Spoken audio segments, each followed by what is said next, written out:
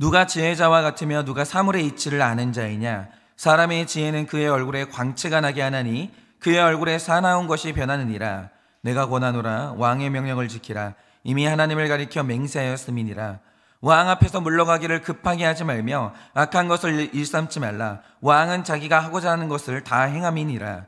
왕의 말은 권능이 있나니 누가 그에게 이르기를 왕께서 무엇을 하시나이까 할 수 있으랴. 명령을 지키는 자는 불행을 알지 못하리라. 지혜자의 마음은 때와 판단을 분별하나니 무슨 일에든지 때와 판단이 있으므로 사람에게 임하는 화가 심함이니라. 사람이 장래의 일을 알지 못하나니 장래의 일을 가르칠 자가 누구이랴. 다 같이 읽겠습니다. 바람을 주장하여 바람을 움직이게 할 사람은 없고 죽는 날을 주장할 사람도 없으며 전쟁할 때를 모면할 사람도 없으니 악이 그의 주민들을 건져낼 수는 없느니라. 아멘. 기도하겠습니다. 하나님, 오늘 또 전도자의 말씀을 통하여서 오늘도 정말 우리 삶에 절대로 통제할 수 없는 우리 삶을 어떻게 헤쳐나갈 수 있을지 오늘도 주님 앞에 말씀을 듣고자 합니다. 하나님, 한 치 앞도 알 수가 없는, 심지어 나도 나 자신을 통제할 수 없는 이 무기력한 세상 가운데서 어떻게 하면 우리가 하나님 말씀대로 살아갈 수가 있겠습니까? 주님, 오늘 우리에게 말씀을 허락하여 주시고 그 말씀을 따라서 답을 찾고 길을 낼 수 있도록 주님이 은혜를 허락하여 주시옵소서. 믿사오며 살아계신 예수님 이름 받들어 기도드립니다. 아멘. 네, 제가 여전한 방식으로 큐티를 하려고 제가 사실은 월요일 큐티는 제가 금요일 날 미리 큐티 이제 묵상을 하거든요. 그래서 제가 이제 묵상을 하려고 제가 이 본문을 딱 폈죠. 근데 본문을 보자마자 너무 여러 가지 감정들이 마음에서 올라오면서 이렇게 만감이 교차하는 것을 느끼게 됐습니다. 왜냐하면 오늘 여러분이 읽으시는 이 본문은 제 개인적으로 제 인생에 정말 중요한 본문이기 때문에 그렇습니다. 왜 그런지는 아마 여러분도 사연을 들어보시면 아실 겁니다. 여러분이 오늘 본문 1절을 보시면 솔로몬이 이런 말을 하죠. 누가 지혜자와 같으며 누가 사물의 이치를 아는 자이냐? 사람의 지혜는 그의 얼굴에 광채가 나게 하나니 그의 얼굴에 사나운 것이 변하느니라, 이렇게 말합니다. 그런데 여러분, 이 말을 우리가 유심히 봐야 되는데 이 말에서 얻을 수 있는 핵심, 이 통찰이 무엇이겠습니까?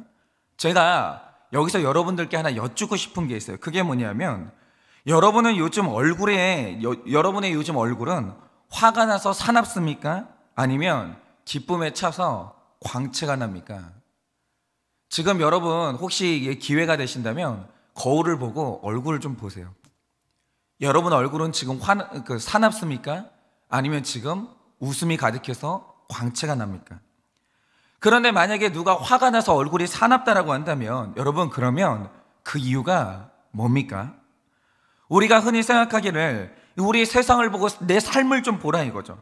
직장을 보거나 가정을 보거나 교회를 가만히 봐도 화날 일이 너무 가득하다라는 거예요. 도무지 웃을 만한 일이 없다라는 거죠. 회사에 가도 웃을 일이 없고 가정에 돌아와도 웃을 일이 없고 화날 일밖에 없다라는 거예요. 다시 말해, 웃을 만한 사건, 웃을 만한 환경이 있으면 내가 웃을 텐데 우리가 화가 나서 사나운 이유가 뭐냐면 화가 날 만한 환경이니까 화가 나고, 혹은 화가 날 만한 사건이 일어나서 나는 화가 난다, 이렇게 말씀하시는 분들이 많겠죠. 그리고 그게 맞는 말이기도 합니다.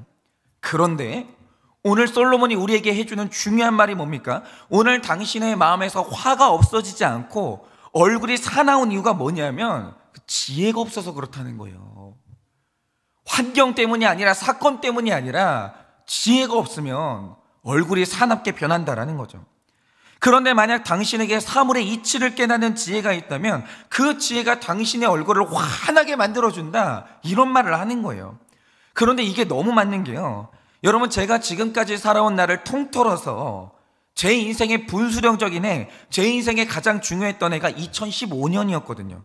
그런데 지금 생각해보면요, 제 인생에서 2015년은 웃을 만한 일은 하나도 없었고요, 화가 나서 사나울 만한 일만 너무너무 가득했습니다.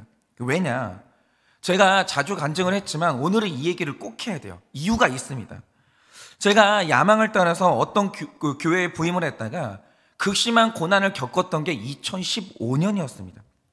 그런데 그 인정 중독인 저에게 유독 그의 인정 중독이 인정받는 일들이 완전히 끊어졌던 게 언제냐? 그것도 2015년이었고요.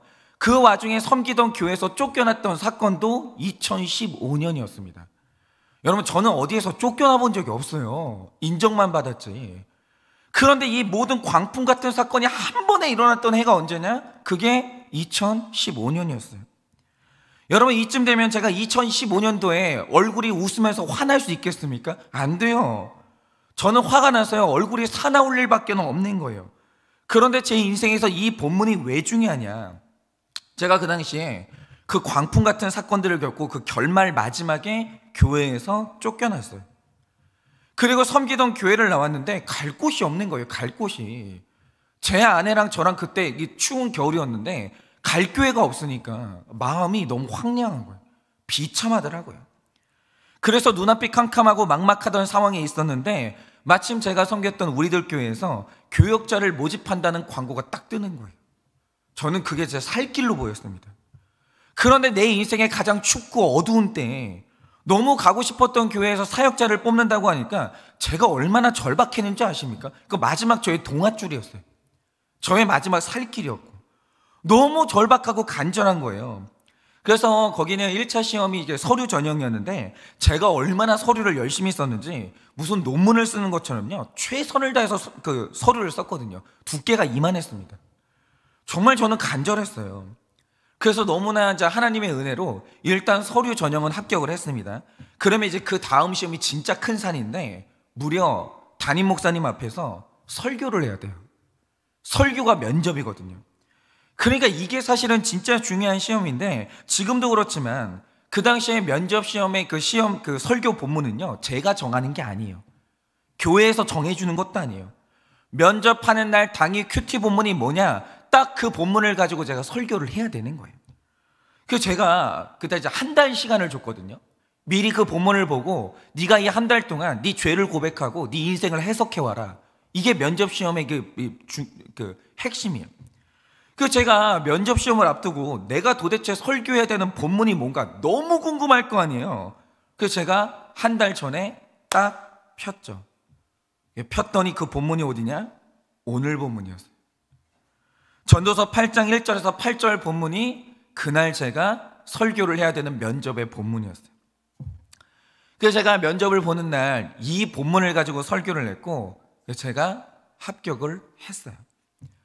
그러니까 제가 이 본문을 어떻게 잊을 수가 있겠어요. 그런데 제가 본문을 딱 펴는 날 전율이 쫙 흐르는 거예요. 네 얼굴은 웃음이 가득해서 화나냐 아니면 네 얼굴은 사납냐 물어보시는 거예요. 근데 그 당시에 제 얼굴 너무 어두웠거든요. 웃을 일이 없는 거예요. 완전히 사나운 거예요. 그런데 이날 솔로몬이 저한테 말했던 이유가 뭐냐, 네가 얼굴이 사나운 이유는 사건 때문이 아니야. 네가 이 상황을 해석하는 지혜가 없기 때문이야. 제가 사실은 이 면접을 보려고 이 본문을 봤다가 이 본문 때문에 제가 살아났다라는 거예요. 그래서 제가 면접 때 내가 이 본문으로 했던 설교를 가지고 있나 봤거든요. 근데 그걸 아직도 가지고 있는 거예요. 그리고 설교문을 제가 쭉 읽어봤더니 제가 그 당시에 화가 나서 사나운 얼굴을 하고 살았던 그 시기를 어떻게 살아내서 여기까지 왔는지 그게 생생히 기록이 돼 있는 거예요. 그래서 오늘은 말씀을 묵상할 때 화날 일밖에 없는 이 세상에서, 화날 일밖에 없는 내 환경과 가정에서 우리의 얼굴에서 광채가 나게 해주는 하나님의 지혜가 뭔지 오늘 우리가 지금 그걸 묵상을 해보려고 합니다. 일단 말씀을 시작하면서 제가 그 2015년도에 어떤 상태에 있었는지 좀 나누려고 하는데요. 그 해를 시작할 때 저는 너무 원통하고 억울해가지고 화가 나 있었습니다. 그러면 내 얼굴은 왜 그렇게 화가 나 있었는가? 저는 이 신학대학원을 입학할 때 꿈이 하나 있었는데 저희 아버지가 이제 교회가 무너지는 광경을 봤어요. 침체가 되는 광경을 봤는데 그 중에 하나가 뭐냐, 성도님들을 훈련해가지고 함께 동역할 사람을 키워내지 않으면 목사는 죽었다 깨어나도 이 목회를 할 수 없다는 걸 보게 된 거예요. 그래서 제가 이 신학대원에 입학할 때부터 딱 목표가 하나 있었는데 평신도를 깨우는 이 훈련을 내가 배워야 되겠다. 이게 저의 비전이었기 때문에 사역도 제자훈련하는 교회만 찾아다 놓고 그러면서 비로소 2014년 11월 말에 제자훈련에서 급성장을 하는 교회를 제가 합격을 했어요. 그래서 그 교회에 부임하게 됐습니다. 내 인생에 드디어 중요한 열쇠 하나를 얻는구나. 내가 이 교회에서 잘 배우기만 하면 내 목회가 풀리겠구나. 제가 이 소망을 안고 그 교회에 부임을 하게 된 거죠. 그런데 제가 너무 충격인 게 뭐냐면, 저는 분명히 제자훈련하고 평신도 사역으로 성장한 교회를 갔거든요. 그런데 부임한 지 2주차 때부터 완전히 기대와 환상이 다 무너지는 거예요. 제가 부임하기 전부터 쌓여있던 문제로 인해서 담임 목사님과 평신도 지도자들 사이에 분쟁이 일어나기 시작했는데, 제 눈앞에서 있잖아요, 목사님이 키웠던 이 평신도 성도님들이요, 자신을 훈련시켜준 목사님한테 삿대질을 하면서 욕을 하고 있는 거예요. 너무 충격적인 거예요. 저는 제자 훈련을 안 하는 교회에서도 그런 광경을 본 적은 없었어요.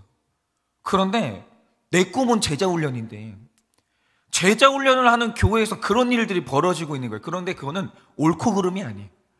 누구 잘못도 아니고 그냥 하나님의 완벽한 세팅이었거든요. 근데 제 눈앞에서 그 광경이 펼쳐지고 있는 거예요. 처음 보는데 마음이 완전히 무너지는 거예요. 더 나아가서 부임한 지 며칠 안 되는 신참 목사님 저한테도 욕설이 나오기 시작하는 거예요. 너도 똑같은 목사지? 목사 이것들은 다 똑같아. 그럼 제가 욕을 먹는 거예요. 심지어 어떤 성도님은 저 멱살을 잡는 거예요. 처음 당해봤거든요, 그런 일을. 그러니까 제 안에는 눈에 보이는 모든 사람들에 대한 정죄가 시작되는데, 일단 성도님들에 대한 정죄가 시작이 되는 거죠. 아니, 제자 훈련이 뭔가? 말씀이 뭔가? 아니, 어떻게 제자 훈련을 받았는데 사람이 이렇게 사나워지나? 이유가 뭔가 모르겠는 거예요. 제가 지금까지 달려왔던 모든 길들이 다 무너지는 거예요. 다 완전히 무너지는 거예요. 그리고 아무런 잘못도 없는 날은 갑자기 왜 이 똥물을 뒤집어 써야 되나? 내가 왜 이런 수모를 당해야 되나? 아무것도 이해가 안 되는 거예요. 아무것도. 이게 재수가 없어도 뭔가 단단히 잘못됐고, 나는 꿈을 이루려고 여기를 왔는데 이런 일을 당하고 있으니까 정신이 없는 거예요. 뭐지 이거는? 이게 제자훈련이 이게 뭐지? 나는 누구지? 나는 왜 여기 있지? 모르겠는 거예요. 그런데 바로 여기에서 왜 지혜가 필요한지를 나오는데, 여러분, 우리 인생은요, 갑자기 내가 알고 있던 상식이 뒤집어지는 때가 와요. 반드시 와요. 내가 이렇게 왔으면 이렇게 결론이 나와야 되거든요. 근데 전혀 다른 결론이 나오는 이상한 일들이 막 인생에서 벌어지는 거예요. 내가 자녀를 너무 열심히 길렀거든요. 얘가 어느 날 방황하기 시작해요. 왜지? 내가 일을 진짜 열심히 했거든요. 근데 어느 날 있잖아요, 권고사직을 당하는 거예요. 왜지? 나 열심히 일했는데, 나 인정받는 줄 알았는데. 이해가 안 되는 일들이 우리 삶에는 갑자기 일어나기 막 시작해요. 저도 어느 날부터 제 삶을 뒤흔드는 막 사건들이 막 왔거든요. 그런데 이걸 해석할 지혜가 없는 거예요. 나는 상식만 있지 지혜가 없는 거예요. 열심히 했어요? 잘 살아야 되잖아요. 열심히 했는데 인생이 망하기 시작해요. 그럼 이걸 해석해야 될 거 아니에요. 해석할 지혜가 없는 거예요. 방향을 못 잡게 되는 겁니다. 그러니까 내 삶을 파멸시키는 혈기가 폭발하기 시작하는데, 하나님한테도 화가 나고요, 내 멱살을 잡은 성도님들한테 분노가 쌓이기 시작했고, 심지어는 그동안 목회를 어떻게 했길래, 목사님이 도대체 뭘 했나, 그러면서 담임 목사님을 향한 분노 등등 막 분노가 여기저기 터지기를 시작하는 거예요. 가라앉지를 않는 거죠. 그런데 여러분, 제 마음이 이러는데 얼굴이 화날 수가 있어요? 광채가 날 수 있습니까? 아니요. 제 얼굴이 완전히 사납게 변해버리는 거예요. 그리고 이제 부임한 지 6개월도 안 돼가지고 내가 이 교회에서 탈출해야 되겠다. 사역이고 뭐고 내가 살아야 될 거 아니냐. 그러면서 내가 탈출할 길을 막 보는 거예요. 그런데 이 중에 이 일과 제 심정으로 속에서 천불이 나니까, 저는 말을 안 하면 견딜 수가 없거든요. 저는 나눔을 해야 되는 사람이에요. 누굴 붙들고. 그래서 제가 이제 말할 데가 없으니까 안산에서 사역을 하고 있는 제 쌍둥이 동생하고 상의를 한 거죠. 목사님 욕하고 성도님들 욕하고 막 욕을 막 하는 거예요. 제 동생이 그걸 다 듣고 있는 거죠. 그런데 사실은 그때 처음으로 제가 동생을 통해서 저를 지혜의 길로 부르시는 하나님의 부르심을 받았는데, 그때 제 동생은 이미 이제 큐티를 하고 있는 상황이었기 때문에 큐티에 막 몰입을 하고 있었어요. 근데 고민하고 있는 저에게 제 동생이 두 가지 말을 딱 해주는 거예요. 첫째, 바로 이런 때에, 형, 왜 말씀이 있어? 형, 우리 손에 왜 하나님이 말씀을 주셨어? 말씀에 다 길이 있는데 뭐 하는 거예요, 형? 말씀을 펴. 정신이 번쩍 들더라고요. 그러더니 이 사건이 왜 왔는지 하나님께 물으면서 말씀에서 답을 얻어. 그러면서 저에게 그 중요한 말을 해주는 거예요. 그리고 둘째로, 형, 이 모든 사건의 원인에는 목사님이 있는 것도 아니고 성도님들이 있는 게 아니야. 형 죄가 원인이야. 형 여기서 형 죄를 봐야 돼. 이렇게 말하는데 이게 정신이 번쩍 드는 거예요. 내 죄만 보라는 거예요. 그래서 그 말씀이 지혜를 주셔서 깨닫는 게 있다면 형 뭐든지 순종해. 만약에 하나님이 어떤 말씀을 하시고 형 죄를 보게 만들어주면 형 반드시 그 순종해야 돼. 그러는 거예요. 그래서 제가 그 말씀을 듣고 정신을 차리고 큐티 책을 보면서 큐티를 하기 시작을 한 거예요. 그런데 한번 마음이 혈기에 휩싸이니까 제 죄가 안 보이더라고. 너무 힘든 거예요. 죄가 안 보이는 거예요. 말씀을 할 때마다 그 당시에 이 집사님이 이거 봐야 되는데, 그 성질 더러운 이 집사님이 꼭 이 본문 봐야 되는데 자꾸 남의 죄가 보이는 거예요. 그리고 야 이건 담임 목사님이 알아야 되는데, 우리 담임 목사님 이거 정신이 있나? 이거 봐야 되는데 계속 이렇게 되는 거죠. 그러니까 이게 상황이 이렇게 되니까 자꾸 이제 그 남의 지적질만 하게 되고 이제 남의 죄만 보이지 제 죄가 안 보이는 거예요. 그런데 남의 말씀을 폈는데 남의 죄가 보이면 보일수록 말씀 때문에 천불이 더 나는 거예요. 그러니까 내 죄가 안 보이면요, 일단 덮으세요. 조용히 기도를 하세요. 하나님, 말씀 내 죄가 보이게 해달라고. 내 죄가 안 보이고 남의 죄가 보이잖아요. 말씀 때문에 더 열이 받는 거예요. 근데 제가 그랬죠.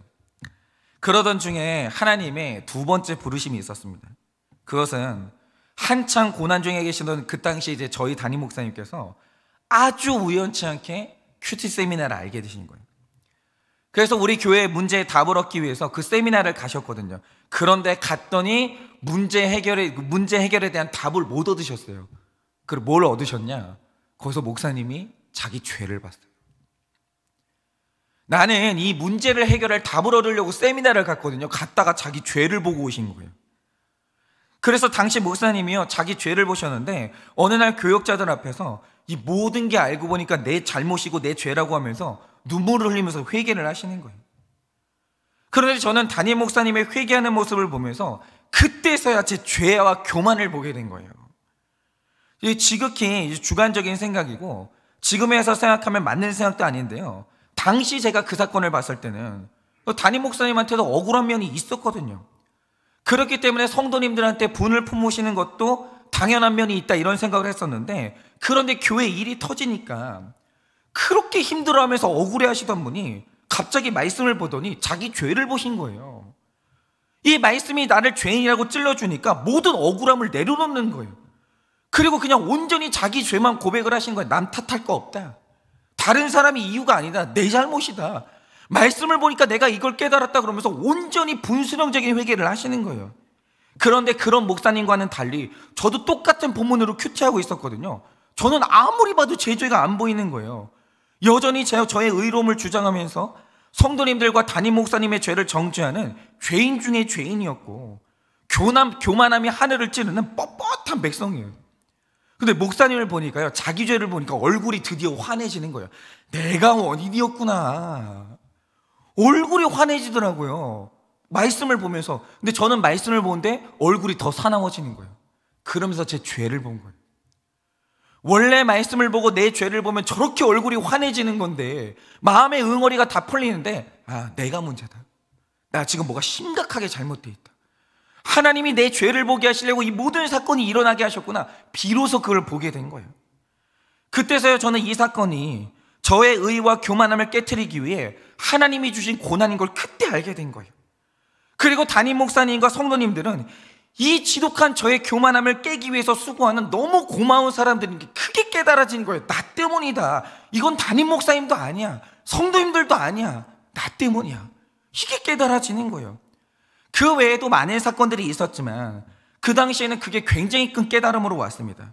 그리고 내 죄를 보게 되는 지혜가 생긴 이후로는 큐티를 할 때 고백하는 내용이 바뀐 거예요.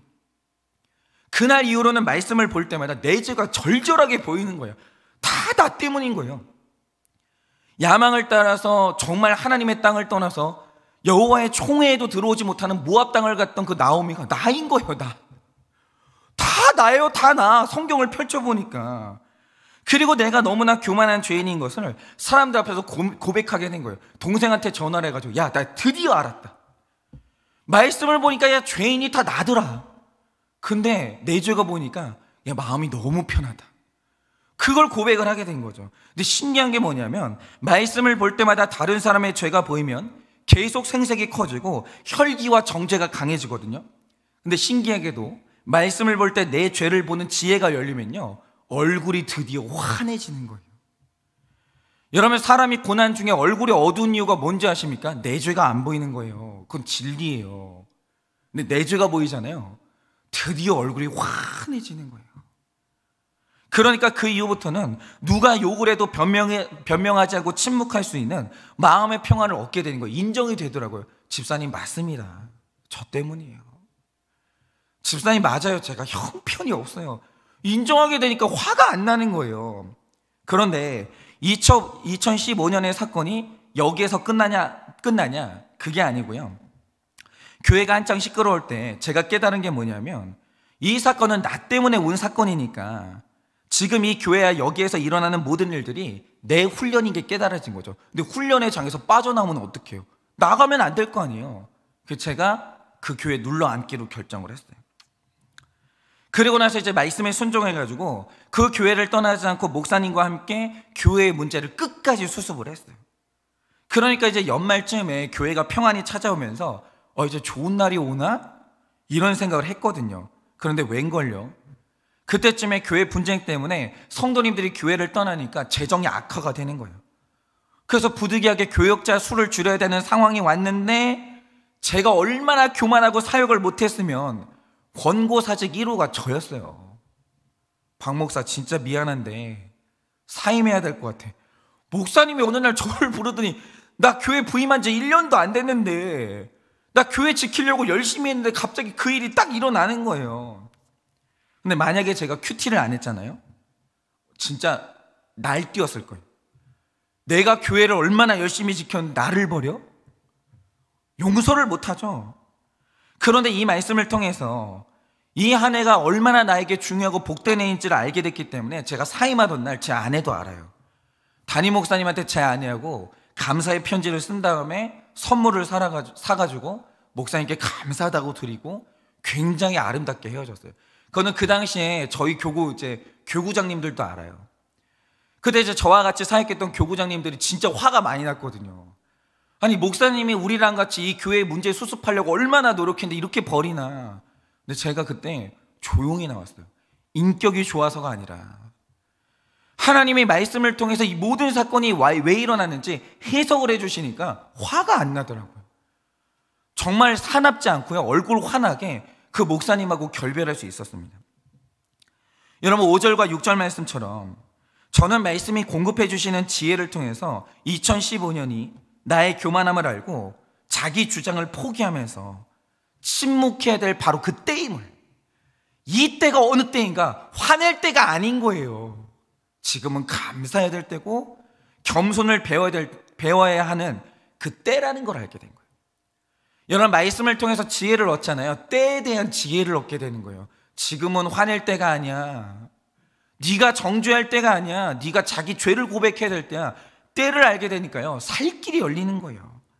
그리고 그런 깨달음에 순종한 덕분에 힘든 시간을 지나서 자기 성숙의 기회로 역전시킬 수 있었던 거죠. 그런데 제가 혈기를 내지 않고 때에 맞는 순종을 하면서 잘 기다리고 있으니까 하나님이 말씀이 있는 교회로 저를 인도해 주셨는데 제가 이 본문으로 딱 이 깨달음을 설교를 한 거예요. 목사님, 알고 보니까 이게 다 저 때문에 왔고요, 이게 깨달아지니까 제 사나운 얼굴이 환해졌습니다. 그때 이제 김양재 목사님 앞에서 딱 이 설교를 했어요. 그런데 이 설교를 들으시고 목사님이 우리 교회에서 같이 사역하자, 저를 이제 불러주신 거죠.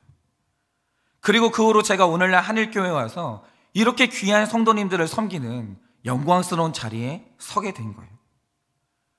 정말 지금 이 시간에 너무 마음이 상해가지고 얼굴이 사나워진 성도님들 계시잖아요. 저 그거 이해하거든요. 너무너무 사랑하는 우리 성도님들, 지금 우리 성도님들 중에서는 분명히 고난도 오고 감당도 안 되는 사건들이 막 몰려오는 분들이 있어요. 내 상식이 완전히 뒤집어지는 사건들이 막 몰려오는 분들이 있거든요. 그런데 이때 말씀을 통해서 사건을 해석하는 지혜가 없으면요, 억울함과 원통함 때문에 얼굴이 사나워지는 거예요. 그냥 누가 건드리기만 해도 확 핥히는 거예요. 물어버리는 거예요. 왜냐? 내가 너무 힘들거든요. 너무 어렵거든요. 그러면 그때에 맞지 않는 말과 행동들을 하게 되면서 상황이 점점 악화가 되는 거예요. 그리고 내 고난은 점점 심각해질 뿐입니다. 그런데 이 모든 사건들 속에서 내가 말씀을 펴고 말씀을 편다고 되는 게 아니에요. 그래서 여러분, 내 죄를 봐야 돼요. 그리고 이 죄인이 지금 뭘 해야 되는 건가, 그때에 대한 지혜를 알지 않으면요, 여러분, 우리는 아무것도 길을 찾을 수가 없는 겁니다. 그러나 그 지혜를 알기만 하면 때에 맞는 적용을 하면서 큰 실수를 하지 않게 되는데, 그러면 오히려 고난이 축복이 됩니다. 확실해요. 여러분, 사람이 말씀 가운데서 내 죄를 보고 지금 이때 내가 뭘 해야 되는가, 그때에 대한 지혜를 얻기만 하면요, 고난은 축복이 됩니다. 반드시 그러해요. 그러면 그 고난의 때에 팔복을 받는 거예요. 여러분, 그러니 오늘 내 삶에 고난이 온 분들이 있습니다. 도저히 웃지를 못하겠어서 얼굴이 사나워진 분들이 있어요. 그러면 때에 맞지 않게 혈기 무작정 내지 마시고요, 힘들다고 가정과 지금 있는 자리에서 도망치지 마시고요, 여러분, 조용히 지금 말씀을 펴셔야 돼요. 지금 내가 얻어야 되는 그 지혜가 뭔가, 지금 이때에 내가 해야 되는 일이 뭔가, 그때에 대한 지혜를 하나님께 진지하게 물으셔야 됩니다. 하나님, 나는 지금 이때에 뭘 해야 됩니까? 내가 지금 완전히 감정에 휩싸여가지고 감정대로 하려고 하고 있는데, 주님, 저를 좀 가라앉혀 주세요. 하나님, 제가 지금 해야 될 일이 뭡니까? 어디를 가야 됩니까? 내가 지금 해야 되는 말이 뭡니까? 하나님, 감정이 아니라 지혜를 주세요. 여러분, 지금 지혜를 구하셔야 돼요. 그래서 말씀이 주시는 지혜로 말미암아 여러분의 모든 고난이 역전이 돼서 축복이 되고 팔복이 되어지기를 오늘 이 아침에 예수님의 이름으로 간절히 축원합니다. 제가 기도하고 축도함으로 마치겠습니다. 기도하겠습니다. 하나님, 제가 지난날 고난이 오면 고난이 올 때마다 저는 재앙을 맞이했습니다. 왜냐하면 고난이 올 때마다 지혜가 없어서 문제의 원인이 뭔지 파악도 안 되고, 내가 이 극심하게 어려운 이때에 뭘 해야 되는지 그 때에 맞지도 않는 말과 행동들을 하면서 하나님, 제가 스스로 얼마나 깊은 고난의 수렁으로 빠졌는지를 모릅니다. 그러나 주님께서 저에게 말씀을 주시고 지혜를 주시고 때에 맞는 말과 행동을 주시니 하나님, 비로소 저의 인생의 고난이 축복이 되면서 제가 그 자리에서 팔복을 받았습니다. 하나님, 오늘 이 솔로몬의 말이 정확히 맞습니다. 하나님, 정말 오늘도 우리의 얼굴이 사나운 이유는 사건 때문이, 환경 때문이 아니라 지혜가 없기 때문입니다. 하나님, 우리 사랑하는 성도님들, 지금 마음의 고난 때문에, 환경의 고난 때문에 얼굴이 사나워진 우리 성도님들이 있다라고 한다면 주님 찾아가 주셔서 그 마음을 위로해 주시고 말씀을 통하여서 그 삶의 원인을 해석하여 주시고 때에 맞는 지혜를 허락하여 주시옵소서. 그래서 오늘 이 아침에 이 하루를 살 때 모든 고난이 역전되어 축복이 될 수 있도록 주님이 은혜를 허락하여 주시옵소서. 지금은 우리 주 예수 그리스도의 은혜와 하나님 아버지의 그 크신 사랑과 성령님의 위로하시고 교통하여 주시는 그 역사하심이 오늘도 하나님 앞에 이 고난 중에 말씀을 펴서 지혜를 얻고 이 고난이 축복이 되기를 원하는, 그 지혜를 얻기를 원하는 사랑하는 우리 모든 성도님들의 머리 위에 지금으로부터 영원 무궁토록 함께 있을지어다. 아멘.